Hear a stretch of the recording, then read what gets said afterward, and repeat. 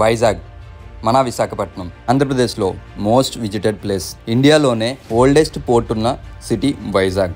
ఇక్కడ పక్కా చూడవలసిన ప్లేసెస్ కొన్ని చూపిస్తాను. నేను కాకినాడ నుంచి స్టార్ట్ అయ్యాను. కాకినాడ నుంచి విశాఖపట్నం 1 డేలో ఏమైతే తిరగగలమో ప్రతిదీ డీటెయిల్గా చెప్తాను, చూడండి. మొదటిగా మనం కైలాసగిరి పర్వతం విజిట్ చేద్దాం, రండి.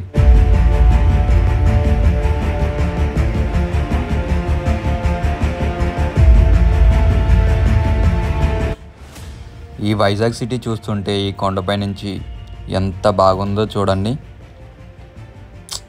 మామూలుగా లేదు. కైలాసగిరి పర్వతం పైకి బస్సు ఎక్కువ వచ్చిన తర్వాత మనకి ఇలా ఎంట్రన్స్ వస్తుంది. ఇక్కడైతే మనకి ఏ ఎంట్రీ ఫీజు ఇలాంటివి అయితే ఏమీ ఉండవు.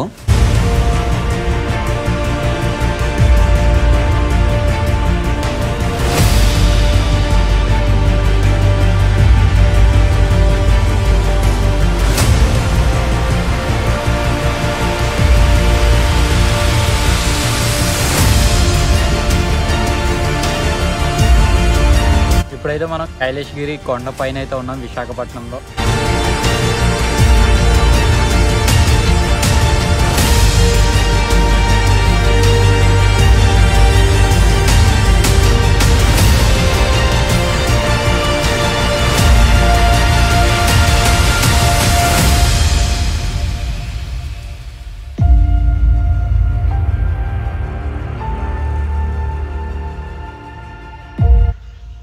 మీరు మాత్రం వైజాగ్ వచ్చినప్పుడు ఈ రోప్ వే కూడా ఒకసారి ఎక్స్ప్లోర్ చేయండి, ఎందుకంటే ఈ రైడ్ కూడా చాలా బాగుంటుంది.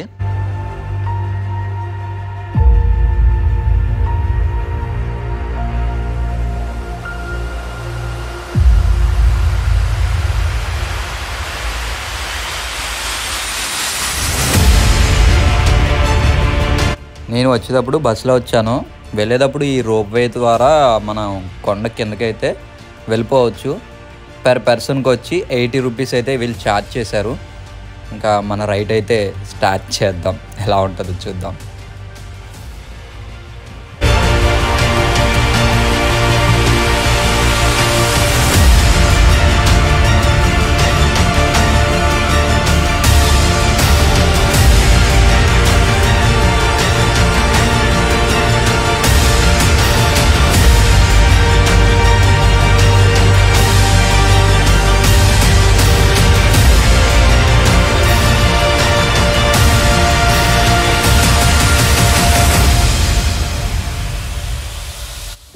వైజాగ్ వస్తే కనుక ఈ కైలాసగిరి కొండకైతే రావాలి. అండ్ ఈ రోప్ వే మాత్రం మర్చిపోకండి, దీన్ని కూడా ఒక లుక్ వేసేయండి. నెక్స్ట్ ప్లేస్కి వెళ్ళిపోదాం, వచ్చేయండి.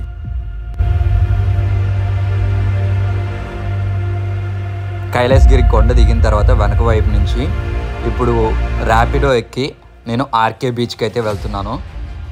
ఆర్కే బీచ్ అయిపోయిన తర్వాత మనం ఇలా ఎయిర్ క్రాఫ్ట్ ఇంకా సబ్మెరైన్ మ్యూజియం ఇవన్నీ ఉన్నాయి కదా, ఇవన్నీ కూడా మనం ఎక్స్ప్లోర్ చేద్దాం. ఫస్ట్ అయితే మనం ఆర్కే బీచ్కి అయితే వెళ్ళిపోదామండి. ఫైనల్లీ చూడగా ఆర్కే బీచ్ని చూసేసాం. ఇదే మన ఆర్కే బీచ్. మీరు మాత్రం ఆర్కే బీచ్ వచ్చినప్పుడు మాత్రం కొంచెం జాగ్రత్తగా ఉండండి. ఇక్కడ ఎల్లో కలర్ టీషర్ట్స్ వేసుకుండి కొంతమంది కెమెరామెన్స్ ఉంటారు. వాళ్ళు కొన్ని ఫొటోస్కి సెలెక్ట్ చేసుకున్న తర్వాత అన్ని ఫొటోస్కి డబ్బులు ఇవ్వాలనేసి చెప్తారు. అలాగే నాకు ఒక చిన్న సంఘటన జరిగింది. దాని ద్వారా నేను పోలీసుని సంప్రదించి నా ప్రాబ్లం అయితే నేను సాల్వ్ చేసుకున్నాను. మీరు కూడా కొంచెం అక్కడికి వెళ్ళినప్పుడు చాలా జాగ్రత్తగా ఉండండి. ఎయిర్ క్రాఫ్ట్ మ్యూజియం అయితే మొత్తం ఎక్స్ప్లోర్ చేశారు. ఎంట్రన్స్లో మనకి TU-142 విమాన ప్రదర్శనశాల అనేసి ఇలా ఉంటుంది. ఇక్కడ మనకి పర్ పర్సన్కి వచ్చేసి 70 రూపీసు. ఒకవేళ మీరు సబ్మెరైన్కి దీనికి కలిపి తీసుకుంటే 100 రూపీస్ అవుతుంది. ఈయన పేరు ఆండ్రూ ట్యూప్లీ. ఈయన ట్యూప్లీ సంస్థకి ఫౌండర్. ఎయిర్ క్రాఫ్ట్కి ఇక్కడి నుంచే స్టార్టింగ్. మనకి ప్రతిదీ డీటెయిల్గా ఇక్కడ మెన్షన్ చేసి ఉంటుంది. దీంట్లో ఏం వాడారు, ఏమేమి బాంబ్స్ తీసుకువెళ్తారు, బ్లాక్ బాక్స్ ఏంటి, ఇవన్నీ ప్రతిదీ డీటెయిల్గా ఉంటుంది. చూద్దాం రండి. సేమ్ ఇది ఎలా ఉందంటే ఇంచుమించు ఫ్లైట్ గ్యాంగ్ వే ఎలా ఉంటుందో సేమ్ అలాగే ఉంది ఈ ఎయిర్ క్రాఫ్ట్ గ్యాంగ్ వే కూడా. ఇంకెందుకు ఆలస్యం మిత్రమా, లోపలికి వెళ్ళిపోదాం, వచ్చేయండి. ఇది బ్యాక్ క్యాబిన్. ఇది బ్యాక్ సైడ్ ఇలా ఉంటుంది. ఇక్కడ నుండి ఒక్కొక్కటి చూసుకుంటా ముందుకు వెళ్దాం.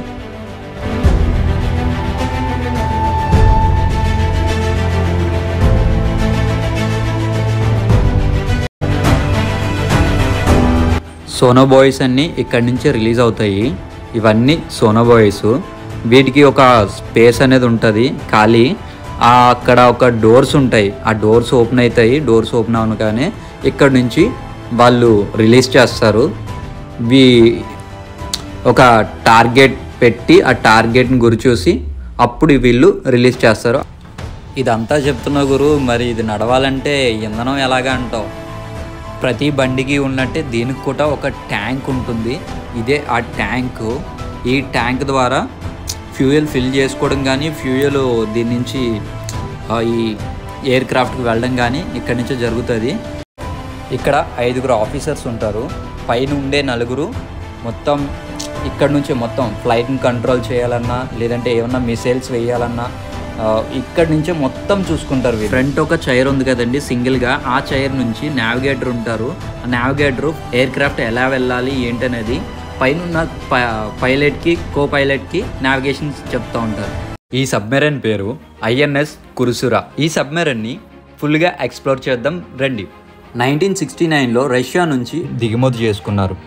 ఆఫ్టర్ 30 years తర్వాత దీనిని నిలిపివేశారు. ఇదే మనకి ఎంట్రన్స్ మెట్లు. ఇక్కడ నుండి మనం చూస్తే వ్యూ ఎంత బాగుందో చూడండి. మొత్తం వైజాగ్ బీచ్ అది. వెళ్ళిపోదాం రండి సబ్మెరైన్ లోపలికి. మనం కంపార్ట్మెంట్ 1. దీంట్లో మనకి టార్పెడోస్ ఉంటాయి, మిసైల్స్ ఉంటాయి కదండి, అండర్ వాటర్ మిసైల్స్ అన్నీ అక్కడే ఉంటాయి మనకి. నెక్స్ట్ కంపార్ట్మెంట్లో ఇక్కడ వర్క్ చేసే ఆఫీసర్స్కి అకామిడేషన్ ఇక్కడే ఇస్తారు. వాళ్ళు ఫుడ్ తినాలనుకున్నా, ఇంకా నిద్రపోవాలనుకున్నా ఇక్కడే బెడ్లు అన్నీ ఉంటాయి. నెక్స్ట్ సెక్షన్లో ఇక్కడ నుండే మనకి ఏమన్నా రాడర్స్ పైన ఏమన్నా ఉన్నా, లేదంటే ఎయిర్ ప్రెజర్ ఎక్కువైనా తక్కువైనా సరే ఇక్కడ నుండే మొత్తం ఈ వాల్స్ ఈ స్విచ్చెస్ ద్వారానే మనకి కంట్రోల్ చేస్తారు. Radio receiver. ఈయన రేడియో రిసీవర్. మనకి పైనుంచి ఏమన్నా రేడియో సిగ్నల్స్ గట్రా పంపిస్తే అక్కడ మెసేజ్ రిసీవ్ చేసుకోవడానికి ఈ ఆఫీసర్స్ అయితే ఉంటారు. ఈ ప్లేస్ వచ్చి ఈ సబ్మెరైన్కి సంబంధించిన ఎలక్ట్రిక్ మొత్తం ఇక్కడి నుంచి ఒక్క స్విచ్ ద్వారా రన్ అవుతుంది. నెక్స్ట్ కంపార్ట్మెంట్కి అయితే మనం వెళ్ళిపోతాం, వచ్చేయండి. చూస్తున్నారా, ఇది సబ్మెరైన్లో సంబంధించిన హయ్యర్ ఆఫీసర్స్ ఉండే రూమ్ ఇది. ఇక్కడ సూట్ కనబడుతుంది కదా, ఎప్పుడు అయినా సరే ఏమన్నా ప్రమాదాలు ఏమన్నా వచ్చినప్పుడు ఎమర్జెన్సీ టైంలో ఆ షూట్ని వాడతారు. ఈ సబ్మెరైన్లో చూస్తుంటే ఒక్కొక్క వింతలా అనిపిస్తుంది. మీరు బయట ఎక్కడా కూడా ఇన్ని మిషన్స్ టైప్ లాగా ఇలా చూసి ఉండరు. ఒకసారి దీన్ని కూడా చూడాల్సిన ప్లేసే. తెలుస్తుంది కదా మీకైనాని ఇక్కడ ఏముంటాయి ఏంటి అనేది. ఈ సెక్షన్లో తినడానికి ఉండే ఆహారం ఇలాంటివన్నీ ఇక్కడే స్టోరేజ్ చేస్తారు. ఇక్కడేమో కుకింగ్ చేస్తారు. అక్కడ ఉంటారు కదండి ఆఫీసర్స్, ప్రతి ఒక్కరికి మరి నీటిలో నెలల తరబడి వాళ్ళు ఉంటారు. వాళ్ళు కుకింగ్ చేసుకోవడానికి మొత్తం అన్ని సామాన్లు అక్కడ పెట్టుకోవడానికి. కంపార్ట్మెంట్ 6. అప్పుడు 6 కంపార్ట్మెంట్స్ వస్తాం మనం. చూసారా డోర్, ఇది డోరు, ఇది ఇలా ఉంటుంది.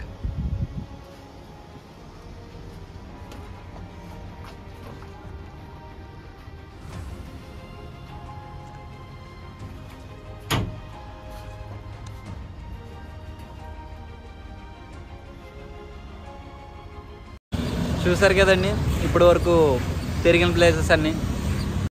మామ సబ్స్క్రైబ్ చేసుకోకుండా చాలామంది వీడియో చూస్తున్నారు, కొంచెం ఆ సబ్స్క్రైబ్ బటన్ ఏదో నొక్కేయండి అబ్బా. అలాగే పక్కన బెల్ ఐకాన్ క్లిక్ చేయడం ద్వారా నేను చేసే ప్రతి వీడియో మీకు మళ్ళీ నోటిఫికేషన్లో వస్తుంది.